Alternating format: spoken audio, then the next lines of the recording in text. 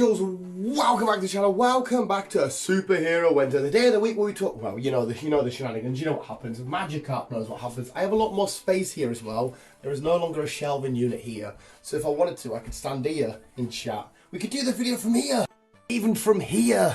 Or if I wanted to, we could do it from here. Hello, welcome back to Superhero Wednesday. I'm a little mouse. It's Superhero Wednesday. Help me.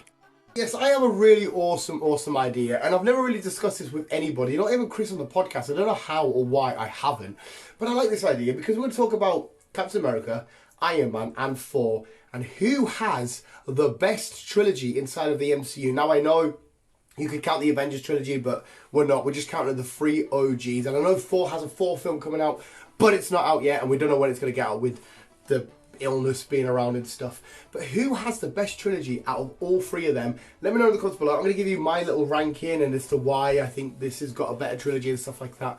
But yeah, let's start our little list. Let's start off with who I think has the third best trilogy.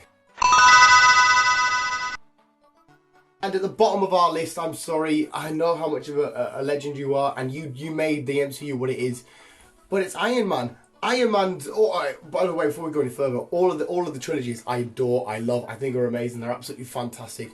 Iron Man 1 was really cool. It really kicked us off. It got us going. RDJ, Iron Man, it got the wheels spinning.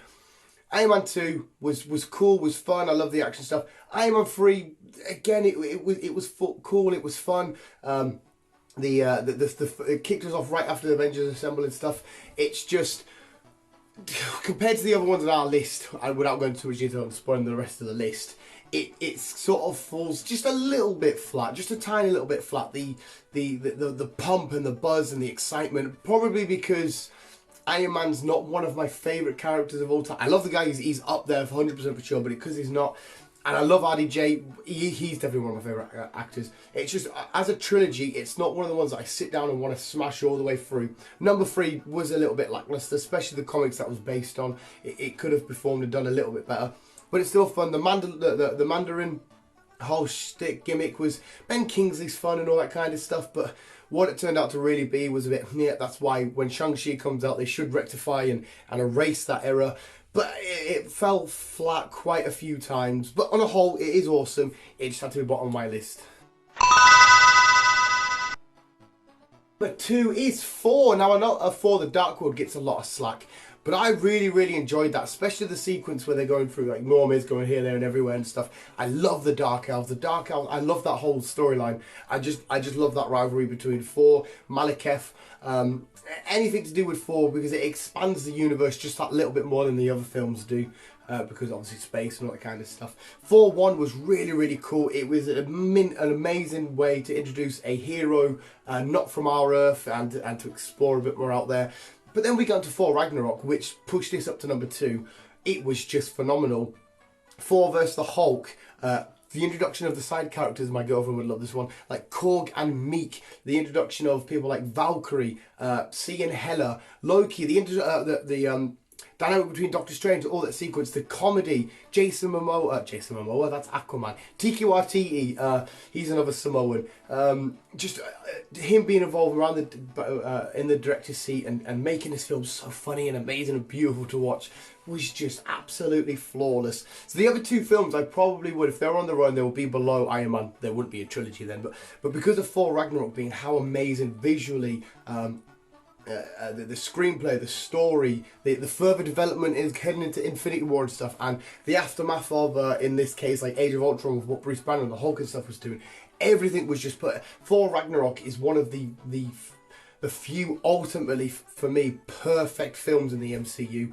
Because, I mean, the majority of them are nearly perfect, but only a few of them are perfect. Spider-Man's obviously being there because I'm biased as hell to him. It was just amazing. He had to go to number 2. Obviously means the winner is Captain America. Now this one has a weak point-ish. Captain America, the first Avenger, was a good film. It was a really good film, but it was just a good film.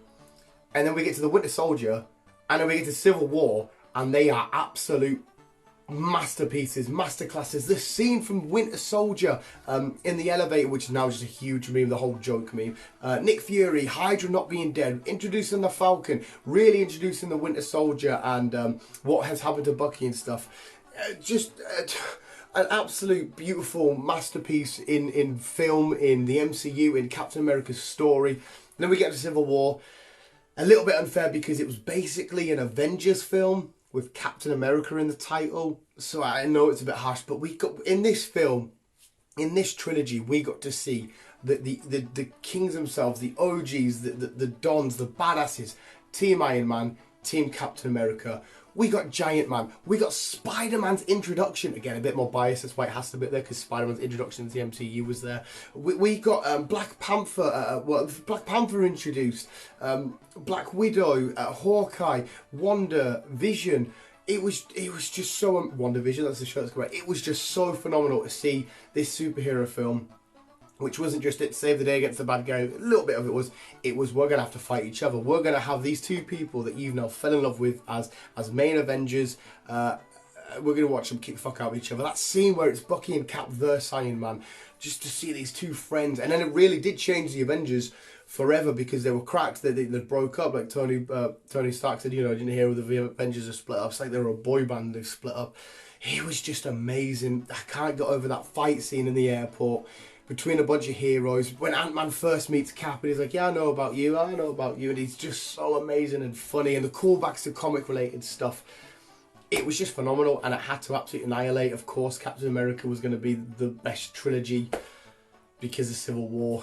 That was my rankings, but what is yours? Let me know in the comments below, because they are all, on a whole, they are all really good trilogies. I think a lot of people would probably put Thor third, and then maybe Iron Man and Captain America. That's the way I'm going to predict that most people would say. But who knows, it could be. Anyway, no one's a winner, no one's a loser. But visuals, that was this week's Superhero Wednesday. Thank you for letting me ramble on it in Mum's bedroom and be an idiot, because you guys are literally the fucking best. Hopefully you're alright, hopefully you're safe, hopefully none of you are ill. And thank you, visuals. You guys are literally the best. Mum always keep me and you and keep on our web singing out.